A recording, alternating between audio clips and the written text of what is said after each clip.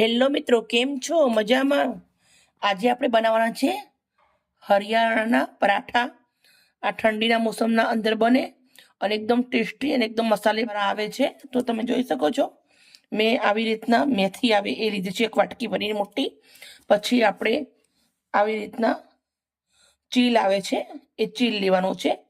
બંને વસ્તુ મેં ધોઈ નાખેલી છે. હવે મેથી સમારી દીધી છે, ચીલની ભાજી સમારવાની છે.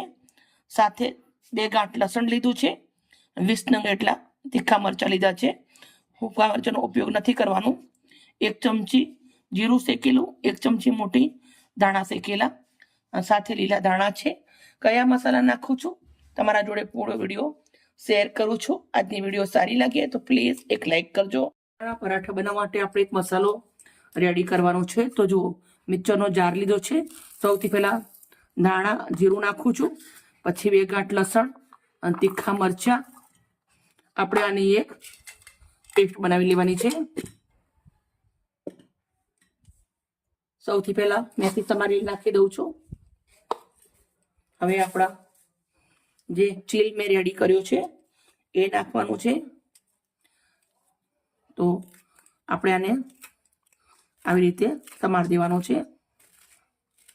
આપણે ગુજરાતીના અંદર જેમ થેપલા બનાવીએ એવી રીતે પણ આ મસાલાથી ભરપૂર હોય અને એકદમ હેલ્ધી હોય છે, ટેસ્ટી હોય છે. પણ બાળકો આવી રીતે નથી ખાતા હોતા ચીલ, તો તમે આવી રીતે એમને થેપલા બનાવીને ખવડાવી શકો, રાયતું બનાવીને ખવડાવી શકો અને ભાજીની સબ્જી બનાવી ખાઈ શકો. મસાલો આપણો સરસ વાટી અને રેડી કરી દીધો છે. તો એને આપણે આવી રીતે બધો જ મસાલો અંદર નાખી દેવાનો છે. હવે આપણે ઘઉંનો લોટ લેવાનો છે, 500 ગ્રામ એટલો. ચણાનો લોટ લેવાનો છે, અડધી વાટકી. મીઠું, હળદર, લાલ મરચું, ધાણા જીરું, લીલા ધાણા, અડધી વાટકી તેલ. બધા જ મસાલા નાખી દીધા છે. વાટકી ભરી અને દહીં લીધું છે આપણે. પણ આપણે સૌથી પહેલા લોટને સરસ મસાલાના અંદર મિક્સ કરી દેવાનું છે. તેલ મસાલાના અંદર લોટ રેડી થઈ જાય પછી આપણે લોટને બાંધવાનું છે. એટલે આવી રીતે સરસ મિક્સ કરી દઈશું બધું જ. અજમો નાખવાનો બાકી રહી ગયો હતો, અજમો પણ આપણે આવી રીતના હાથથી મેં ચડી નાખી દઈશું. આપણે પરાઠા બનાવીએ, થેપલા બનાવીએ, અજમો નાખીએ ને તો આપણા વાયડા ના પડે. હવે આપણે આ દહીં નાખવાનું છે.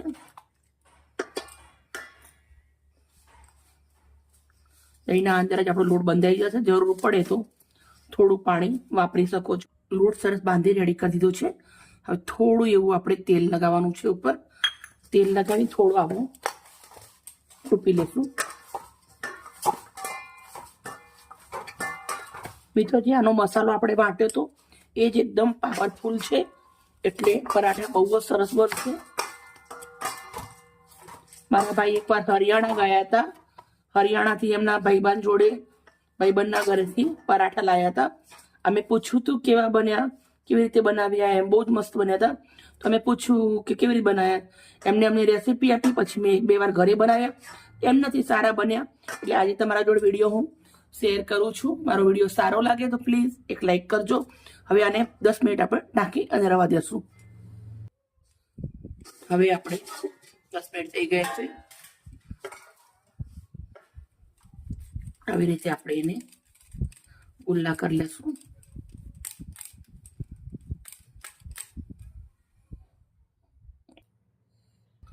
પાટલો લીધો છે. હવે આપણે આને થોડું એવું એકવાર અટુમણ વાળું કરી લેશું. ઘઉંના લોટ અટુમણ છે. આપણે આને મસ્ત વણી લેશું. આપણે જેમ ગુજરાતી થેપલા થોડા પાતળા બનાવે ને એવા ના હોય. આ પરોઠા થોડા જાડા હોય. ભાઈ હા મોટા હોય, ના જાડા કે ના પાતળા. સાઈડના અંદર બધા જ આવી રીતે રેડા કરી દઈશ. મૂકી દીધું છે ગેસ ઉપર. પછી આપણો પરાઠો મૂકી દેશું. પરાઠા બંને બાજુથી બહુ જ મસ્ત શેકવાનો છે પહેલા, પછી તેલ લગાવવાનું છે. આપણે આવી રીતે થોડું ફેરવશું એટલે મસ્ત મજાની એક સરખો થાય, અંદરથી ડિઝાઇન પડે.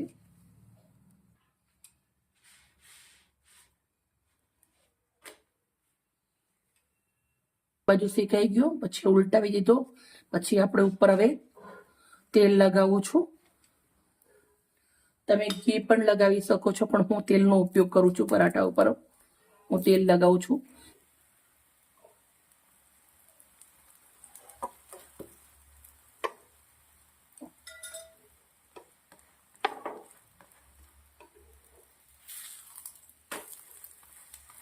બંને બાજુથી આવી રીતના સરસ ક્રિસ્પી થાય ત્યાં સુધી તેને શેકવાના.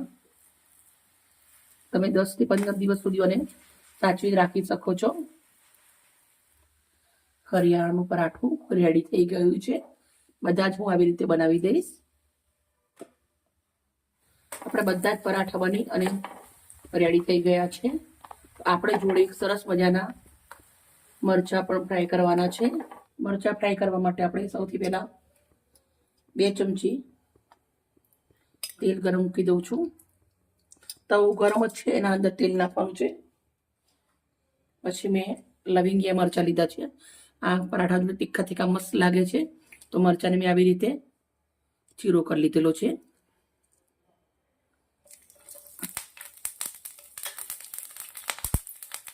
થોડું અંદર મીઠું નાખવાનું છે, થોડી હળદર. મરચાંને આપણે આવી રીતે હળદર મીઠાના અંદર ફેંકી લેવાના છે. બસ શેકાઈ ગયા છે. ગેસને બંધ કરી દીધો છે. હવે એને સાઈડમાં મૂકી દઈશું. તવાને પરાઠા સર્વ કરશું. હવે આપણા પરાઠા લગાવી દઈશું. આવી રીતે સજાવી દઈશું. બનાવો 1 દિવસ, ખાઓ 3 થી 4 દિવસ સુધી. અમે 3 થી 4 દિવસ સુધી ખાઈએ છીએ. આમ તો 15 દિવસ સુધી આને કશું થતું હતું નથી. હરિયાણાની રેસીપી છે એટલે એકદમ કંઈક નવી હોય. તમે જોઈ શકો. એક મેં મૂળો લીધો છે નાનો. પછી ઉપર આપણે આવી રીતે મરચાં મૂકી દેવાના છે. તમે દહીં જોડે ખાઈ શકો છો અને ચા જોડે ખાઈ શકો છો. બહુ જ સરસ લાગે છે. પણ મેં આવી રીતના આજે સજાવી અને રેડી કરી દીધા છે.